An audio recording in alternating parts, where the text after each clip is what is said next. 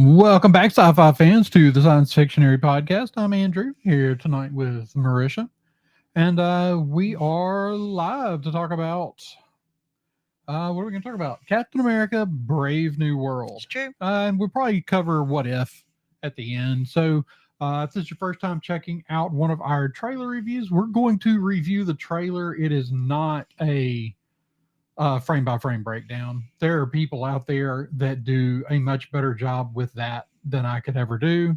It's true. So that's not what we do here. So yeah, check out some of those if you want a full breakdown of the trailer. We're just going to tell you our And thoughts. and all the little secret Easter eggs and such. You know, New Rockstar, Screen Crush, those guys kill it. So Yeah, absolutely. not what we're looking to do. We want to talk about our expectations for the show. Mhm. What the show needs. Ubaldo, thanks for popping in the chat. We want to talk about our expectations, what we think this movie needs to do to be successful, and generally what does this movie, its success or its failure, do for Marvel? Okay. Um All so- relevant questions. Yes. So, real quick, let's just we just rewatched both trailers. So we have two trailers. We had a teaser trailer and a full-length trailer.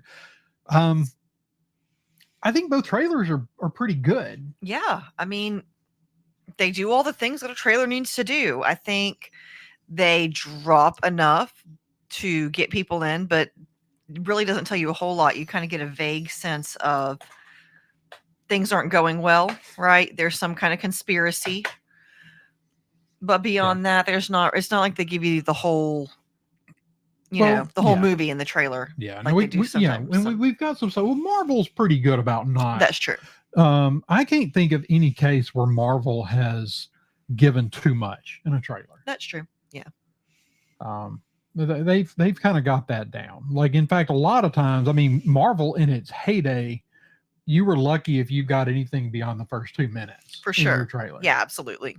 In fact, sometimes you'd get into the movie and like the trailer would literally just basically be the first 2 minutes of the movie, and you're going, "Wow!" And we don't. Was it Ultron? Was it Age of Ultron that it was literally? You're like, okay, well, Yeah, it gave us. Yeah, that was one of the ones that gave us Nothing. absolutely nothing, and yeah, a couple of really cool shots. good misleads. Mm-hmm.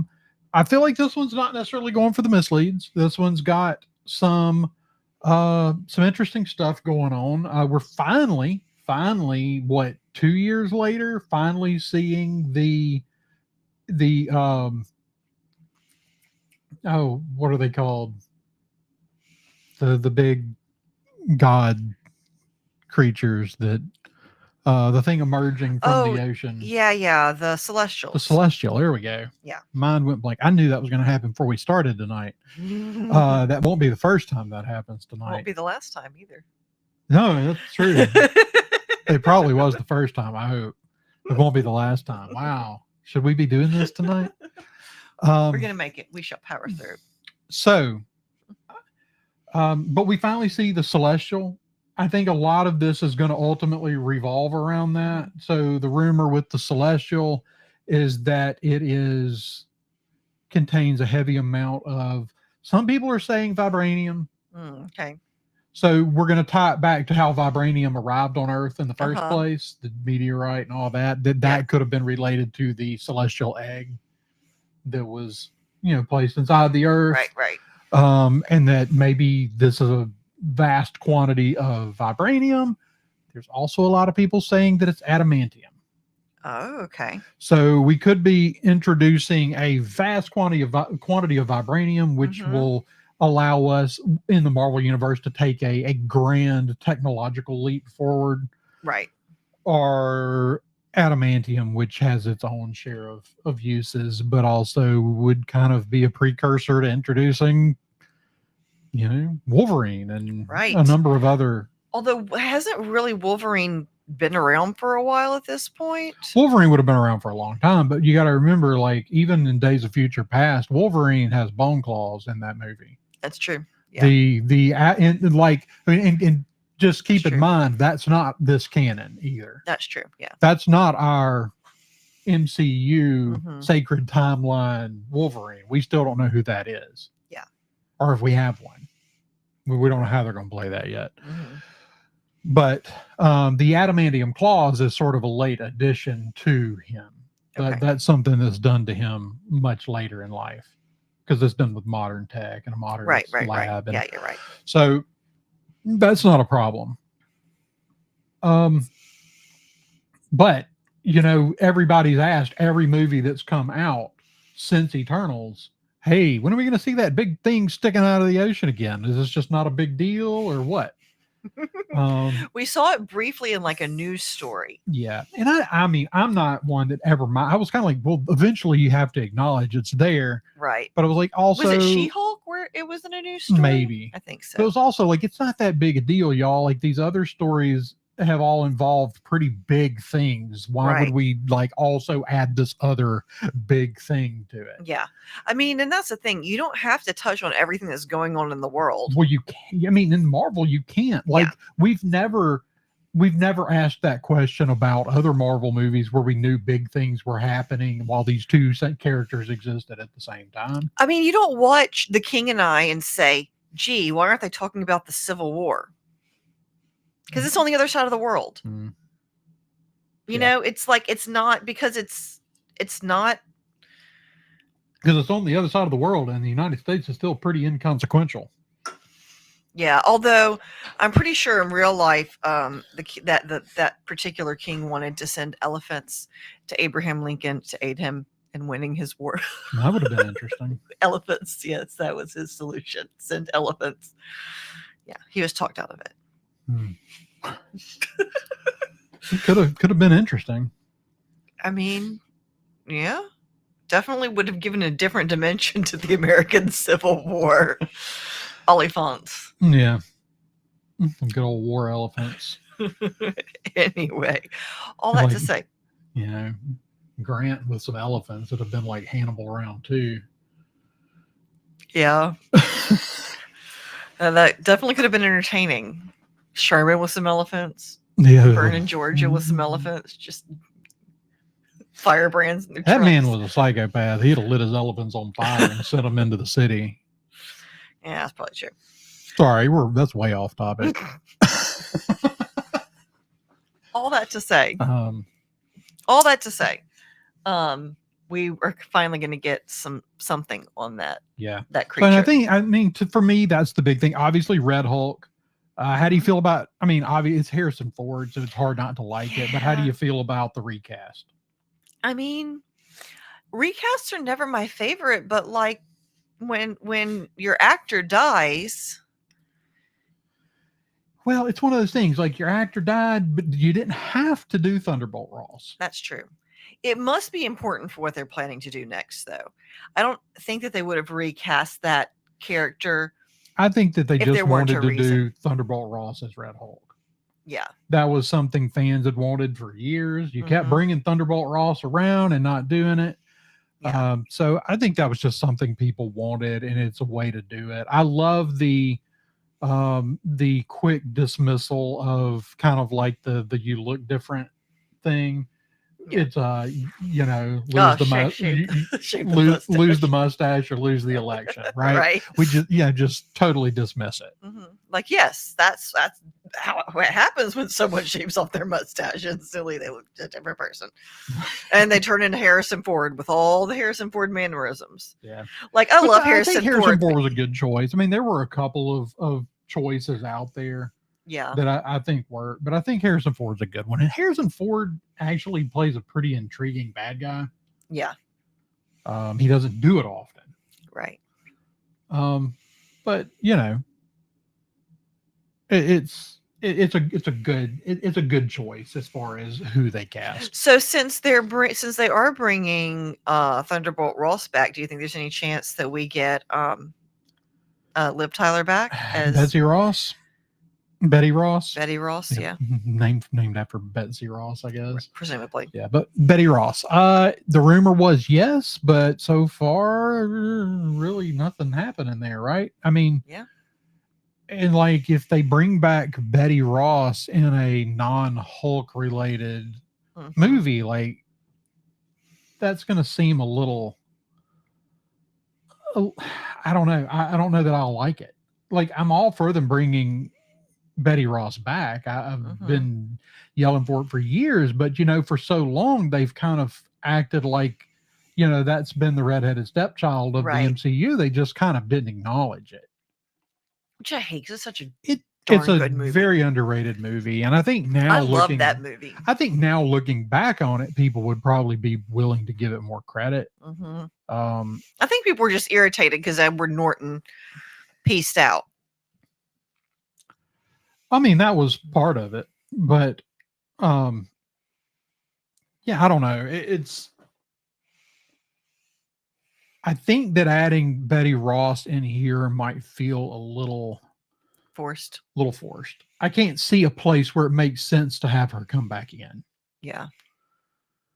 Um, there was a while mean, there.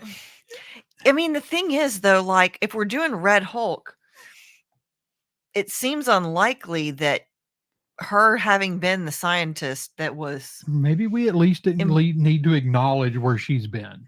yeah, So maybe it may be a cameo, maybe not like a, yeah, I mean, I would accept a phone call between her and her dad. right, Like, Yeah. let's just acknowledge that the character exists. yeah, That's all I really want or need in this. yeah, I don't need her coming in and being a new player because I think there's too much on the table. There's a lot on the table already. yeah. Um, There are definitely there's a lot going on, and there are a couple of new characters that we really haven't seen before that seem like they're going to be kind of important players. A couple of aides of some kind. yes. So I'm failing to remember the name. You're talking about the woman that's there Mhm. in some of the scenes. Yeah, and then there's I a guy think too, that she young is guy. well, is the young guy, the new Falcon, right? Oh, maybe. He was in the Falcon and Winter Soldier show. Okay. Uh, he is. I'm totally blanking on his name. I'm pretty sure he's the new Falcon. Okay. And the woman is a character whose name I can't remember, but I believe might be um, like a Mossad agent, Okay. which they probably will kind of undercut for the sake of this. Now, the concerning thing for this is that the test audience have wholeheartedly rejected multiple rounds of this movie, supposedly, and it has gone through multiple rounds of reshooting with who's playing one of the villains? Giancarlo Esposito? Giancarlo Esposito basically saying just like 2 weeks ago that he was going back to reshoot some stuff. Now, I don't know if that was a full cast recall for a reshoot or if he needed to go reshoot a few lines. Yeah. I don't know. That could be like him on a soundstage redubbing some audio. We don't know what that means. Yeah. Man, he is always so. Speaking of interesting villain, he's always a good one. Yeah. Yeah, I mean, I'd say it almost feels a little overdone at this point. Like maybe the volume of it is too high. Yeah. With him being such a big villain in The Mandalorian and such a big villain in The Boys, he's the villain in this. Is he the villain in The Boys? Yeah, he's one of them. I got disillusioned with that show. And then he's the villain in The Electric State coming up. Yeah, I mean, he's a great villain. Yeah. But he's also a really good actor, and I'd kind of like to see him do some non-villain roles. But he's a good villain, but he can't, like, there's got to be other villain. Like it's just like there's got to be other villains in the world. Well, it's like kind of go back to the 80s and you got the same guy that plays the villain in every action film. Like, like five action movies came out this year and this guy was the villain in 4 of them. It's that kind of thing, right? Yeah. And I get it. He's good at it. He's fun to watch. He's good at it, and apparently he's not overly picky about how much he works or the project. Mm-hmm. So he's getting a lot of roles. Yeah. but I don't mind. I don't know. I forget that character's name. He's going to be a lower tier villain here. I Yeah. mean, Red Hulk's going to be our big bad in this. At least one of them. I don't know who else could pop up in this. We're definitely leaning into the spy thriller aesthetic, which I like. Mhm. But I mean, I would say just as a movie all by itself, that Winter Soldier is still top to bottom the best MCU movie. That's fair. It's a great movie. There are bigger movies, Mhm. and there are really great, and like on an epic scale, it's hard to top Avengers Right. or Endgame. Infinity War and Endgame. Mhm. It's hard to top those on just a grandiose, the grandiose scale of those things. Right. But just as far as like what makes a movie, if we want to try to boil down what makes it a movie objectively good, Mhm. and I don't like doing that necessarily because I think that's a moving target Yeah. across time. Yeah, for sure. But it's just a great movie top to bottom. And I think when we look back on the MCU in 20, 30 years, we're still going to look back and go, this is the Empire Strikes Back Mhm. of this. This is the one we pull out and hold up as like, Mhm. just a cut above the Mhm. rest. Right. I don't know like how popular of an opinion that is. I think it's still a pretty popular opinion. Yeah. But I'm going to stick with it until something proves me wrong. There are other movies that are really, really great. Yeah. And maybe even some movies that are more enjoyable. But like, like Guardians of the Galaxy. Guardians of the Galaxy is just pure fun. We still has a lot of heart and a good story, but Mhm. it's people don't give Marvel enough credit. A lot of people's like, well, every Marvel movie is the same. It's just not true. Yeah. They cover a lot of ground aesthetically. I am leery of this movie. Everything that I've seen, Everything I've seen tells me it's going to be great. yeah. Now, test audiences being unhappy with it, that's never a good sign. But you don't, I mean, the But other it's problem always with that, we don't know who that test audience is. right, exactly. We don't know where they showed it. It's a politically driven thriller, and we don't know exactly what the politics of it are yet. I can guess. And I can guess that it's probably going to offend people. And that's stupid. This is your tentpole film. Thunderbolts is a movie made for MCU fans, right? It's going to be good, chaotic fun. At least I think that's what it's going to be. That's what I hope. It's not a let's bring new fans into the fold movie. Yeah. This is supposed to be that movie. This is supposed to be the marching the MCU forward movie. And I don't think it's going to be that. I think it'll give us some lore. And you know me, like if you give me a little lore at the end of the day, I'll walk away from it and go, yeah, it sucked, but it gave us this and this and this.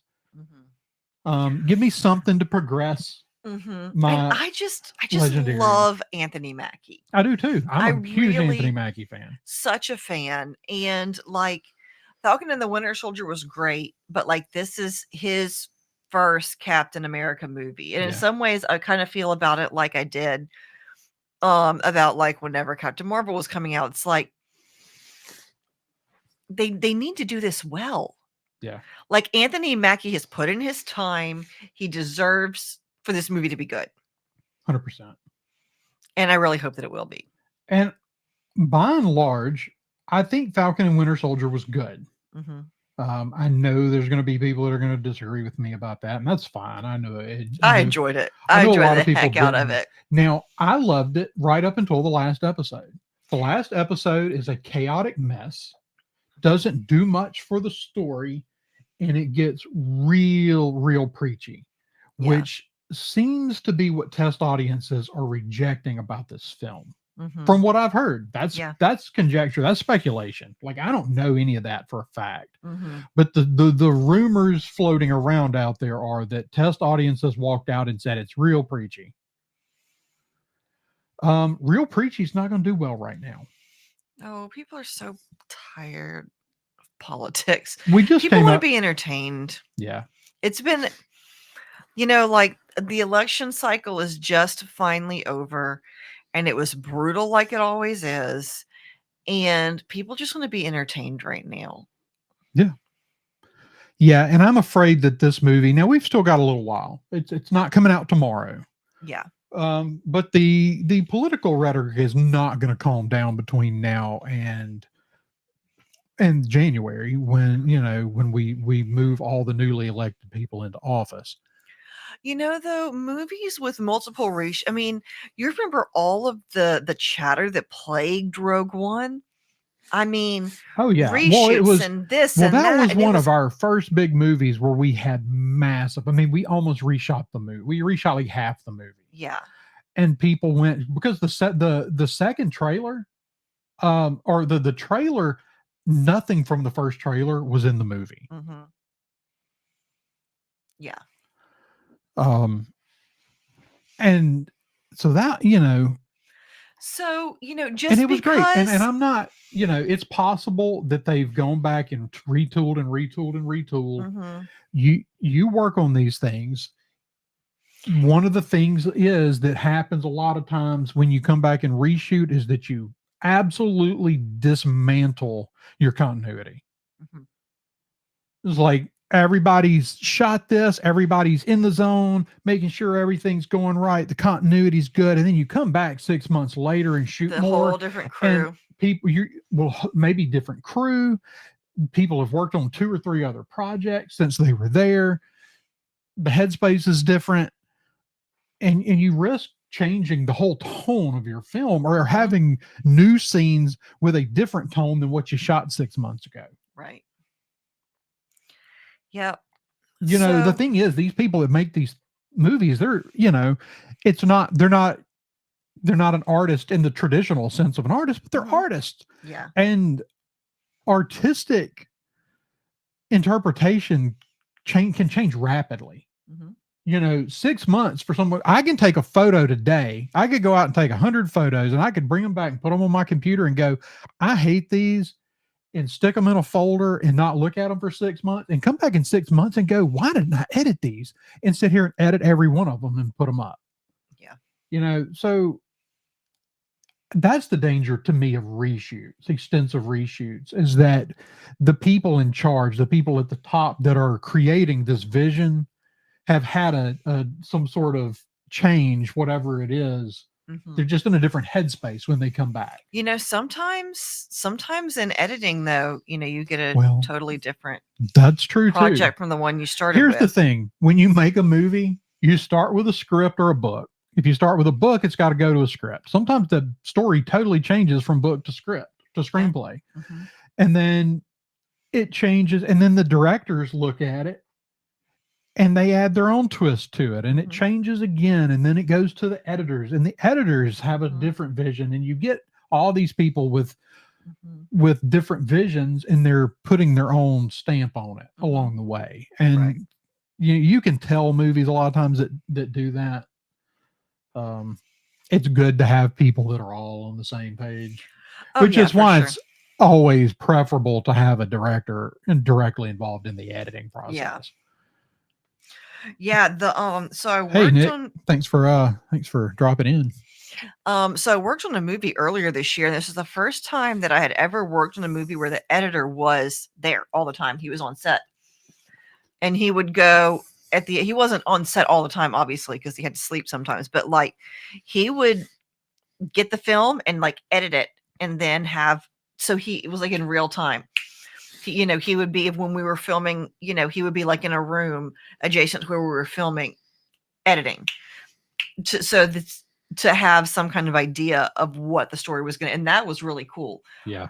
Because usually it's its own completely different thing. That happens after everybody else has gone home. Exactly. And so that one, I think they'll probably get a little more consistency just because they chose to do it that way. Yeah. But I'm sure that there's a reason that they do it the way they do it, but it seems like a lot of times editing is where reshoots wind up. They're like, oh, well, we wanted it to be this, and it's not, so now we have to go back and get that. I have not had an opportunity to watch it, and based on what I'm hearing, so we're still to go back to this. It's still about 180-mile round trip for us to do a theater Yeah. trip. We are planning one first week of December for War of the Rohirrim, and we will Why don't you likely just make a day of it? well, we'll probably make a day of it. If there's anything else in the theater worth watching that we can also watch with our kids, we'll go to. I imagine that There's also still really be in. not much about Gladiator 2 that's got me rushing to go to the theater. Um, I hope I'm wrong. I'm just not hearing any. Like, I'll definitely watch it, but Yeah. whether I'm going to rush to drive 200 miles and then pay the money to watch it in a theater, I'm not sure. Yeah. It's one of those things. Like, if I found myself somewhere with a theater killing some time, Mm-hmm. I'd probably go watch it. Yeah. But hadn't watched it yet. Let's see. Nick says this was an interesting trailer. I'm one of the few people I know that liked Falcon and the Winter Soldier. Yeah, I mean, we were talking about that a few minutes ago. We both liked that show.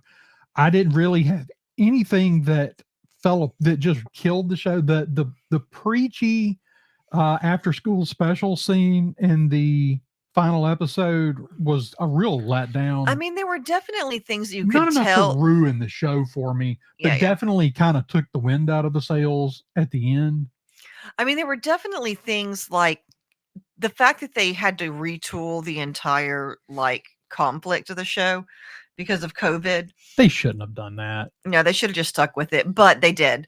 And so there are definitely issues with that. Yeah. But overall, I really just enjoyed the show. I enjoyed the dynamic. I enjoyed the acting. I just enjoyed it, even though it wasn't perfect. And I'm really hoping that at least that that this movie's at least going to be one of those where even if you don't just adore everything about it, and it's so one of the things you wanted to talk about was how we feel like this is going to affect the MCU, how this movie doing well or not. I mean, a few years ago, after Ant-Man came out, I remember Daniel turning to you and saying, I mean, at this point, they can make a Squirrel Girl movie, and I'd be excited about it. Yeah, because it seemed like this had like the there was golden touch. Yeah, it was the golden goose. Yeah, it just couldn't do any wrong. Yeah, and it's definitely floundered. Yeah. The past few years, and I mean, there are a lot of reasons for that. Now, at least what we're building it back up to a point. Kevin Feige was talking about this in an interview recently that that they're back at a point that they got to Endgame. The focus was on just getting through Endgame with not a lot of forethought. I mean, they had been working years ahead. Yeah. And then all of a sudden it was all about just getting through Endgame. And not really focusing a lot on what the vision was post Endgame. And you can see that. There's a lot of floundering. We spent way too many movies doing the melancholy, our heroes are all dead thing. We spent half of Phase 4 doing that. Yeah. Now that's not to say there aren't good movies in Phase 4, because there are terrific movies. Shang-Chi is, you could have thrown Shang-Chi into Phase 1 of Marvel and people would have gone crazy for it. But because it fell after Endgame, there are a lot of people that when Endgame came around went, that's it. I'm done. Yeah. It'll never be better than that. Yeah. And what they meant was it'll never be bigger than that. And they weren't okay with withdrawing the scale back. And then that's the truth. And that's fine. That's a personal choice. But the truth is that it needed to come back and be pulled down to more personal stories again. Yeah. And that's what they've done with shows like Falcon and Winter Soldier. Bucky's story, Bucky gets one of the best arcs we've gotten in all of the Disney Plus stuff in that show.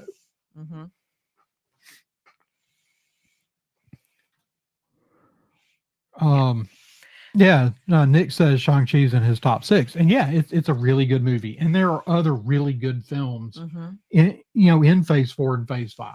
There's some real stinkers too. Eternals, they made that movie intentionally pretentious. They thought it was going to win all the awards. They thought they were making an Oscar bait film, and it just turned out pretentious. Yeah. I did not enjoy it. I wanted to. It was a paint by numbers Hollywood. Just it was totally it just abandoned the Marvel model. Yeah. Everything about it, and tried to make a Hollywood Oscar movie with superheroes. Yeah. And it just came off as pretentious. I mean, you literally had a sex scene in that movie just to do it. Right. Just because somebody said, sure, you can do it. Right. It doesn't do anything for the story. No. Nothing. Not one thing. Oh, and they were all like, oh, it needed to be in there because art and blah, blah, blah. Yeah. You know, I think that the problem is I feel like, and I understand where they came from on going, let's try to make something that'll win some awards. But the truth is about these superhero movies, if Robert Downey Jr. didn't win an award for any of his roles in those last few Avengers movies, it's going to be a real uphill battle. Yeah. To pull off that best actor, best picture. It's gonna be hard. Yeah. Yep, I agree. Let's see. Also someone that loved Multiverse of Madness. I really like Multiverse of Madness. I'm a huge Sam Raimi fan, and I needed that Sam Raimi movie. That was it was very, very Sam Raimi. To the point where I think people that didn't really know Sam Raimi didn't get some of the things. And then there's my brother-in-law who didn't know that Sam Raimi directed it and literally texted Andrew from the theaters like, man, this movie seems like Sam Raimi made it. It's like, yeah, dude. Yeah. So, but yeah, this is killing me. The just like Smiley Wren needed the skinny dip. Yeah, exactly like that. Look, what I'm hearing concerns me. What I'm seeing with my own eyes has me excited. Yeah. I don't think that this is, I'm going to be honest about this. I sort of feel like, as far as the MCU goes, I feel like a lot of these movies are placeholders for MCU fans to enjoy while we wait for something to ramp back up. I feel like the MCU is just treading water, trying to get to that Fantastic Four movie, or maybe even to the Mutants. Yeah. I feel like when we get to that point, I think we're going to see this big explosion of good movies again. I mean, if they haven't totally lost their way. Yeah. The good news is I'm hearing talks of Sam Raimi doing another film. Lots of rumors right now that we've shelved the new Blade for a Wesley Snipes Old Man Blade movie. Okay. I know for a fact that Ryan Reynolds is pushing that real hard. And it seems like there's also chat about Gambit again. According to Ryan Reynolds, who take it with a grain of salt because Ryan Reynolds, but Ryan Reynolds is a marketing genius. There's no way around that. Doesn't matter what you think about him as an actor. The dude is a marketing genius. Like if he wanted to quit acting today, he'd go start a marketing firm and just kill it for the rest of his life. He says that the Marvel executives are obsessed with Channing Tatum as Gambit and can't wait to get him back on screen. Hilarious. Yeah. Because I think it's one of those things that he was just like, nobody can tell me no, I'm doing this. Yeah. Well, it was one of those things. He wanted to do it so bad. And I'll be honest, I was one of those people that was not sold on Channing Tatum as Gambit. Yeah. But I mean, there's really no way around it. He was a highlight of a really good, really fun movie. Not to mention the way they pulled off his power set. That's another thing with Gambit is like, you've got to do it and you've got to find some way to make his kinetic powers look cool on screen. They nailed it. Whether it's the bow staff, the cards, whatever it is, it all looked really cool. Yeah. So, but yeah, I feel like we're treading water. I'm optimistic about Fantastic Four. The casting was a little lackluster for me. I would have. I don't know. I know that people talk about how great of an actor. Um, I don't even know who they cast. it's Pablo. It's the Mandalorian. Oh, Pablo Hidalgo. Oh, you're right. Pablo Hidalgo. Yeah. No, not Pablo Hidalgo. That's the Star Yeah, Wars. you're That's right. the Star Wars guy that's such a tool bag on Twitter.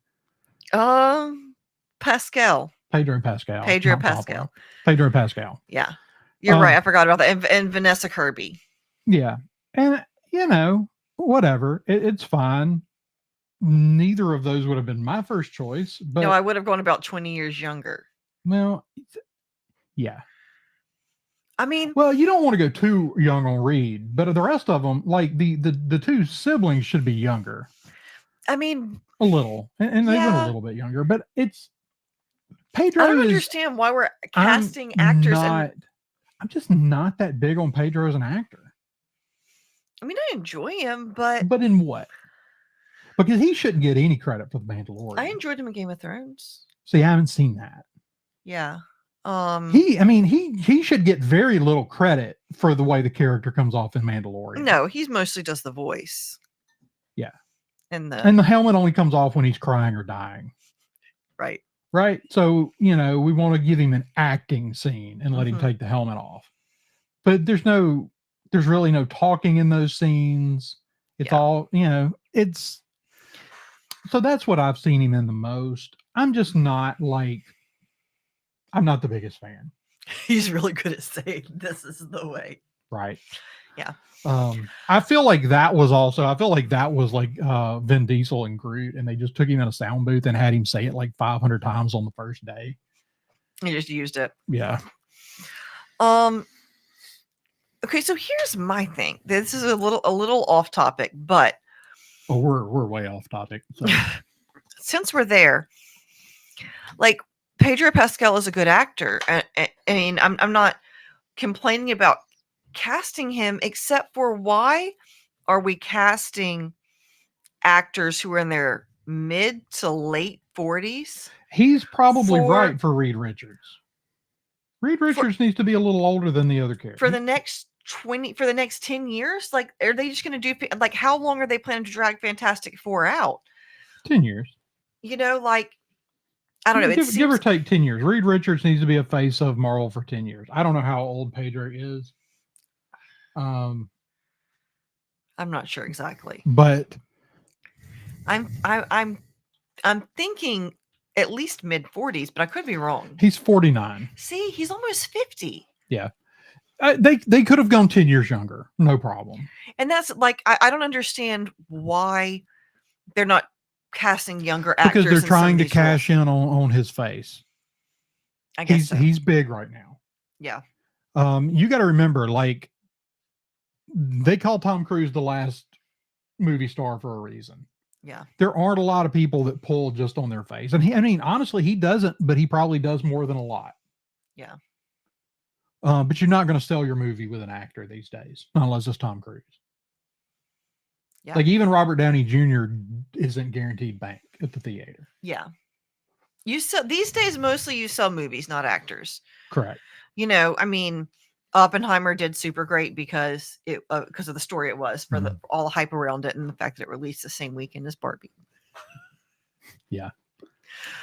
Yeah, that clearly helped it. But so I'm hopeful for this movie. Mm-hmm. I'm going to go see it and and make a decision for myself. I'm not going to lean on what I'm hearing out of, because like I said, you hear this talk of test audiences, and it's like, I don't know who those test audiences are. It's like, why should I trust that test audience? I don't know them. So, and we don't know how much of what we're hearing out of that is true. Right. Because clearly, people can't really come out and talk about it. Right. And yeah, and that's the thing. Like, there's always I feel like a lot of people at this point kind of have an axe to grind with Marvel for whatever reason. And so they're just sort of looking for something to criticize. Oh, no, there's 100% that. I mean, there's a certain percentage of people, critic, like legit critic and otherwise, who just have an axe to grind. Mm-hmm. That's not a new thing. It just maybe new people doing it. Yeah. I mean, that's always been, there have always been critics that had an axe to grind with superhero films anyway. True. So it's not new. It's just more prevalent on, it's real prevalent on this platform, but that's fine. Sometimes I agree with those people. Sometimes I don't. I often don't agree with the way they say what they say. Yeah. But I'm the same way. Like, I'm going to give you my honest opinion here. Always. Like, I'm not going to beat around the bush. I'm not going to say I like something I don't. I'm not going to say that I hate something that I'm not going to do 10 episodes on something if I didn't like it. Right.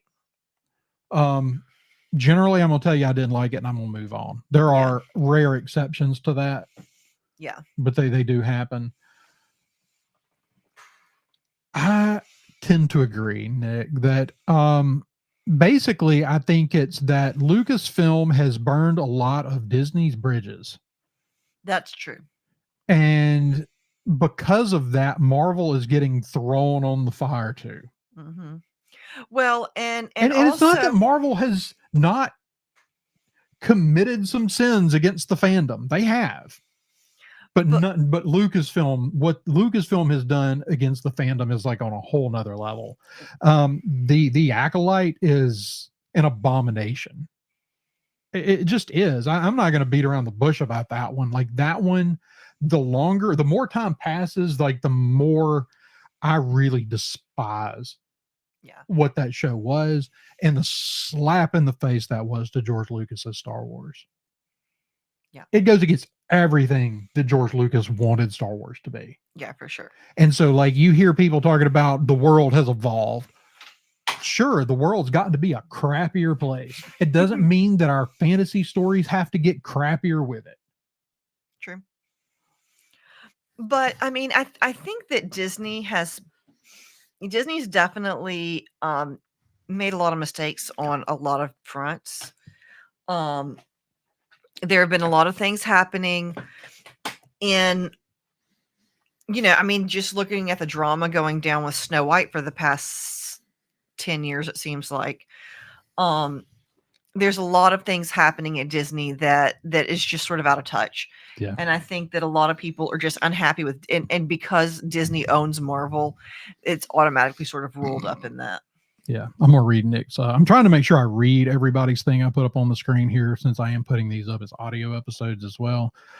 Each have their so Nick says, Backyard Tardis says, each have their own problem, Pixar and Disney itself, but people put it like Disney has an overarching mission to make bad stuff. I honestly, like, I feel like there's something about Lucasfilm that just feels like they're intentionally making bad stuff. I don't think they are, but I think they're so stuck. I think they feel like the money pit is bottomless and that they can push their agenda forever. Yeah. It's that same kind of arrogance that Disney stepped into when they launched Disney Plus and basically said, we can offer this for less than all our competitors for 10 years and put everybody out of business. Well, then they made a bunch of crappy shows and had to start raising the price of their, right, of their series, because Netflix is still kicking their butt. Right. But even though there are a lot of things happening at Disney that there are a lot of issues, the sentiment, like the anti-Disney sentiment, has definitely gotten more, the vitriol. Yeah. Has definitely Disney, gone up. What doesn't help is you get a bad movie and then you get lectured by the studio head. And I'm not talking about Marvel, because Kevin Feige has never come out and attacked the fans. Yeah. In fact, Kevin Feige seems to be legitimately disappointed when they make something that doesn't just kill it. But you've got studio heads that attack people. You got Bob Iger out there attacking people. You got actors attacking people. Mm-hmm. And that has been a problem for Marvel as well. And that has burned some of Marvel's bridges. When you've got actors out there, your show sucks. So let me go scream at the fans. It's like Right. the fans are not required to buy your crappy product. People aren't required to like the art that you make. If you're going to make art that people like. Here, yeah. I mean, here, Or make it for yourself. 100%. And that's the thing. Like, you get some people that do. If Kevin Feige really wanted to do Eternals, make that art, produce that art film, more power to him. He wasted a lot of money doing it. Mm-hmm. He's also made that studio billions upon billions of dollars. So if, the problem is that Marvel has kind of come out and thrown some things against the wall that haven't stuck. Yeah. Right. So, but I feel like when something doesn't work, they tend to set about trying to trying to right the ship. Mm-hmm. Where I feel like Lucasfilm just gets offended and digs their hole deeper. Yeah. So yes, I think you're exactly right, Nick, that I think Disney has, I think that Lucasfilm has burned a lot of the other studios' bridges. Mm-hmm. A lot of the goodwill that Marvel built, Lucasfilm has burned. Whoever would have thought that was going to be how this was going to go down? All the people who were like, Disney, the mouse, and I was like, The remarkable thing about it is that it has been allowed to go on for so long. Mm-hmm. We had 12 years of amazing Marvel movies. Mm-hmm. Nothing like it has ever been accomplished before. Mm-hmm. If Marvel just crashed and burned today, they still did the unthinkable as far as the number of really great tentpole movies they made. Lucasfilm has made a couple of decent movies, but they have really doubled down on going after the fans. I really hope that this new show, I know a lot of people are looking at a Skeleton Crew and going, oh, that doesn't look like Star Wars. I don't know what could look more Star Wars about it. Yeah. I'm hoping that, but the thing is, I'm here, the rumors are that the studio executives at Lucasfilm hate it.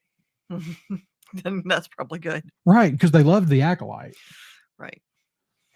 So we'll see. The thing is, at this point, I don't think it has to be great. It just has to be good. Mm-hmm. It has to be fun to be celebrated. Mm-hmm. And of course, there's people that are just going to not like it because it's Disney. Mm-hmm. I mean, that's just where we are. And Disney has done a lot to earn that vitriol. Yeah. There's a reason that the movies are failing, the parks are failing. Yeah, because it costs cheaper to go to daggum Europe than it is to go to Disney for a week. Yeah. Well, you got the Snow White movie coming out that is going to be a certified disaster. I mean, it already is a certified disaster. That's the thing. It could be a great movie and you'll never crawl out of the hole now. Like, it's going to lose money and there's nothing you can do about it. Mm-hmm. It was DOA. It doesn't matter how good it is. Yeah.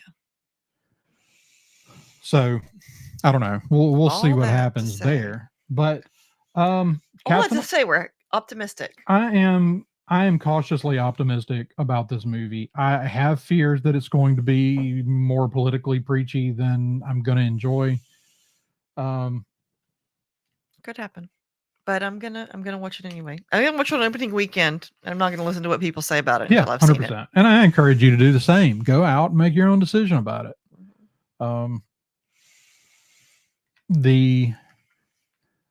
Now, as far as what I think this does for Marvel, I think I kind of already said, but I don't think that this movie could be the best movie Marvel has made in the last 5 years, and it's not bringing new people into the MCU. Mm-hmm. Like, because how do you feel about the passing of the mantle? And I want you to consider it through in addition to your own opinion, through the viewership of a casual fan. So just like as a casual fan, I would imagine that like, wait, what do you mean he's not? What do you mean he's Captain America now? If you're not accustomed to that's kind of how comic books do things. Comic books do it. I'm just not convinced they should have passed mantles. You could have given him the shield. He could have still been Falcon. And I think that there's a lot less butthurt about this movie. Yeah. Now, at the same time, I get why they wanted to give him the mantle. Yeah, there's a lot of reasons. Yeah. Look, there are reasons. Some of them are strictly racial. Some of them are about because we believe he's a character that deserves to carry the mantle. Right. It's not just one. It's not just the one thing. Right. No, there are a lot of reasons. It's that he was the character. He was the one that was there when Bucky was missing. Mm-hmm. He was the one that was there besides Steve. Mm-hmm. He's a soldier. He fits. And I, look, I'd have loved to have seen Bucky carry the shield, but I also am fine with Bucky not picking up the mantle of Captain America. Because frankly, even when they've done it in the comics, it's never really been right. It's always been like, yeah, but you're not really Captain America. Right. You're a knockoff. Mm-hmm. Dime store Captain America. So before we get, because we're going to hit the hour mark here pretty quick, which is about twice as long as I had intended to go, and we will do What If later. Although I don't have a ton to say about What If you want to cover it anyway, but I don't even remember anything that happened in the last season of What If. I don't either. I'm gonna have to go back and watch it again. So that's my thoughts on What If. Okay. It looks cool. Yeah. Voltron. I'm here for Avengers Voltron. So this to me is the big question for this movie. Has Anthony Mackie's character had the serum? Has he had some variation of a super soldier serum? Ooh. And if he hasn't, seeing him go up against characters like Red Hulk and seeing him like fly through an airplane. Right. He's not Iron Man. He's not wearing a full suit of armor. Yeah. There ain't nothing protecting his spine and his head and his neck and his throat. And yeah. And so seeing him do things like crash through a vehicle, crash through an airplane. Now I know he has vibranium wings, but we also see him do the superhero landing at Mach. We see him do a superhero landing at least a couple of seconds ahead of the speed of sound. Yeah. So are we going to say he's able to do that because of whatever the gear he's got at least some of it is Wakandan? Mm-hmm. So is it the Wakandan tech? Has he had a serum? Or are we going to just have to buy it a little bit like we did in the Black Widow movie? The whole falling from near orbit and fighting thing that was a little much.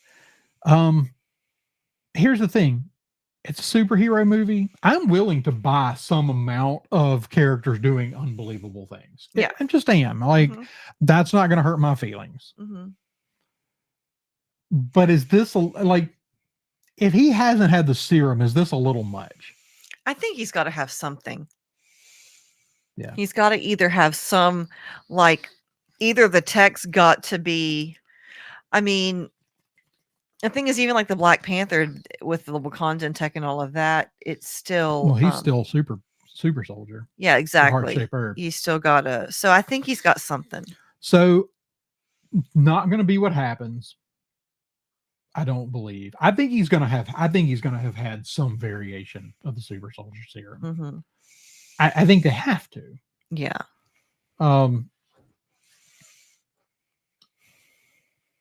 What it is, I don't know. Is it something Wakandan? Is it some, early, it's not quite the heart-shaped herb, it's something synthetic. that that they might be willing to share because it's not something that was gifted by a god. I mean, I Because the don't. heart-shaped herb thing was They were gifted by, synthesizing something, weren't they? yeah, in the they were last. working on it. So So, yeah. I think they could go that route since Wakanda's clearly giving him tech anyway. Mhm. And he is in good standing with the Wakandans. So that would be fine. There's several versions of the super soldier serum floating around now. Mhm. I think he has to have had something. Yeah, I think so. Otherwise, I think it's going to be a little bit. And I've talked, I mentioned this. I don't remember whose show I mentioned this in the chat for, and they were very opposed to the idea of him having had Okay. the serum, but I didn't really understand why.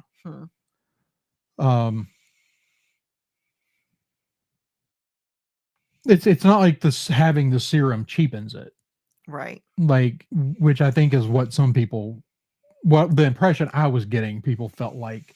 But well, what is everything Cap did? Cap wasn't Cap because of the serum.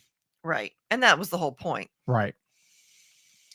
So I don't know. I'm not sure where they're going to go, but I think him flying through a jet and flying through a car thrown at him by the Hulk and whatever the fight with the Hulk's going to look like is going to be a little much if he hasn't had something. Yeah.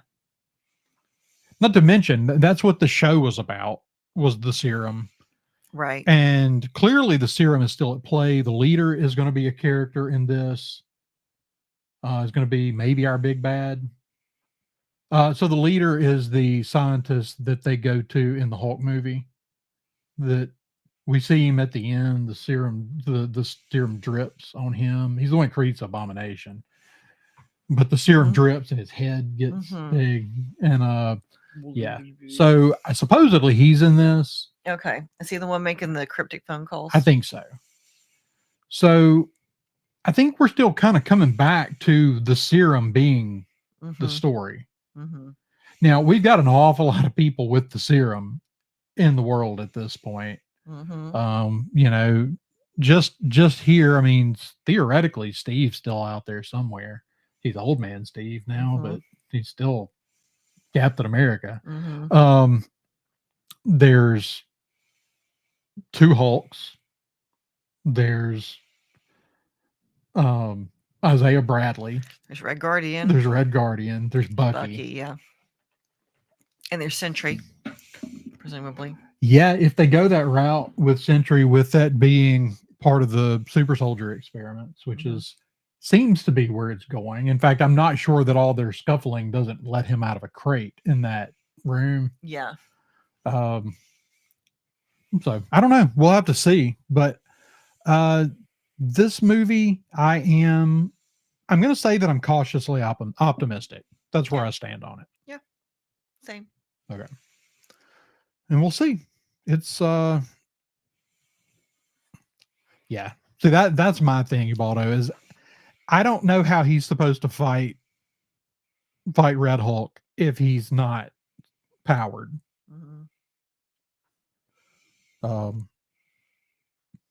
So also, I'm a little disappointed that we're doing Red Hulk and Hulk doesn't appear to be in this. Yeah, that seems a little weird. But we don't even know where Hulk is at this point. So true. Somewhere with his son. Oh, that's true. Yeah. Yeah. Oh, yeah. So, yeah. And we also have She-Hulk out there somewhere. It's true. Too. Hooray. Hooray. She-Hulk wasn't by any stretch the worst thing they've done. No, but it was not for me at all. And you know how I am about that. It's like, so Marvel's a big family property. Like, how much stuff do you want to make that's not for everybody? And clearly some of it's okay. I can't say that I'm not for some of that, because I'd have to throw Deadpool out. Yeah. I'm really glad they came back and made that Deadpool movie. So, and Logan, not that was Disney, but I mean, Logan is clearly not a family-friendly affair, at least not young family. Yeah. Yeah, for sure. So I think there's room for some amount of that. But the thing is Disney has to learn, when you make that, don't yell at the people that don't watch it. Exactly. It's like you clearly made this for a small, like a subset of your fans. So don't yell at all the fans you didn't make it for when they don't watch it. Right. Yeah. And like I said, you don't see the studio at Marvel do that. You see some of the actors do that. Right. Yeah, I would go for that in the cutscene. Finally get some Hulk on Red Hulk drama going there. Yeah. I mean, I'd be okay with that. I mean, yeah. I mean, there's a number of things they could do, and I think there's still some surprises. Oh, I mean, I would hope so. Oh, so since we're not going to talk what if before we wrap up, so we'll end the Brave New World conversation there. The one thing about the what if trailer, what do you think about Storm? I think she looks badass. Yeah, I know some people are like, well, why does Storm need the hammer? It's like, okay, this is not Prime Universe Storm. Maybe that's how she got her power. I mean, who Like cares? maybe this Storm's not a mutant. Maybe it enhances her powers. Who cares? It's freaking Storm. And it's freaking cool. You know how long I want to know who's voicing. I hadn't looked that up yet. Storm is such an amazing character. So getting her in any capacity, plus that gives me some hope that maybe she's not the only mutant that's going to turn up. Yeah. Storm looks so good.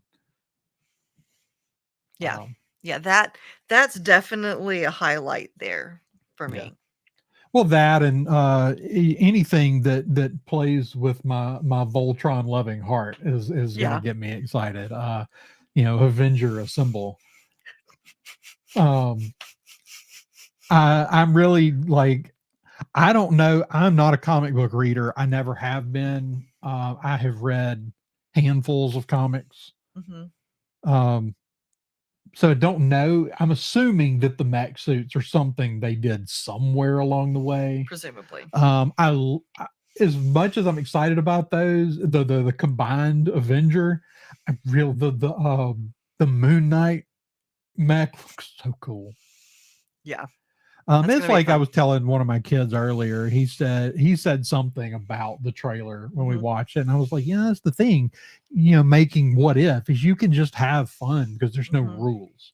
Yeah, like it's where you literally get to just throw it all at the wall. Exactly. So why not? Yeah. But yeah, I think that's a good place to wrap us up for tonight. I will be back we've got a couple of things to cover. We'll be back with something tomorrow evening or tomorrow afternoon or sometime, or I will be. I don't know. No guarantees on Marisha. She might be here. She might not.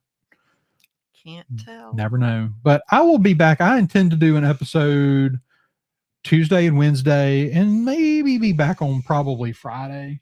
I doubt I will do anything on Thursday, given that it's Thanksgiving.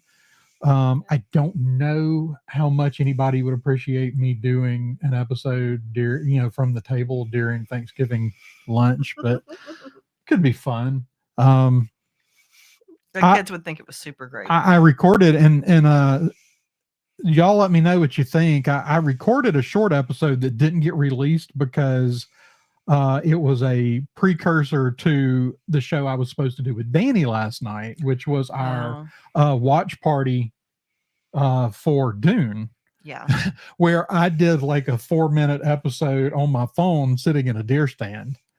And I may do some more of that kind of stuff this year just to keep the content rolling. Yeah. But I didn't release that because right after I recorded it, because it was a lead up to our episode that night. Right. And I didn't drop it because Danny had to cancel. Right. So we're doing a watch party on Sunday nights with Danny at Comics And for Dune. First 2 episodes are really, really good. Except for that one. Well, I mean, you got it's HBO. They're going to do the sex scene. Yeah. It didn't need it. It went on way too long. Well, that's the thing is like on HBO, they're not just going to do it. It's going to be gratuitous. It's going to go on a while. Going and going and going. Like, okay, like we got it. Yeah. Yes. I mean, I knew what the subject matter was. I knew that I knew when they announced it, there was going to be some of that Yeah. and it fits with the characters. Mhm. It didn't have to go on that long. But oh well. But whatever. It is what it is. Outside of that, first 2 episodes of Dune are fantastic. So we are Absolutely. doing those watch parties Mhm. with Danny on Sunday nights, like 7:45, Mhm. which is about 15 minutes before the new episodes drop. Yep. We will do some reviews here on our channel. I'm not sure if we'll do them every week, but we will do some reviews here as well on this channel. But do you have anything you want to add before we wrap up for the night? I'm tired. You're tired. I'm good. I'm done. All right. Well, we're going to leave before Marisha turns into a pumpkin. Until next time, may the force be with you. This podcast is a member of the Red 5 Network. For more Red 5 Network podcasts and content creators, visit bio.link/Red5.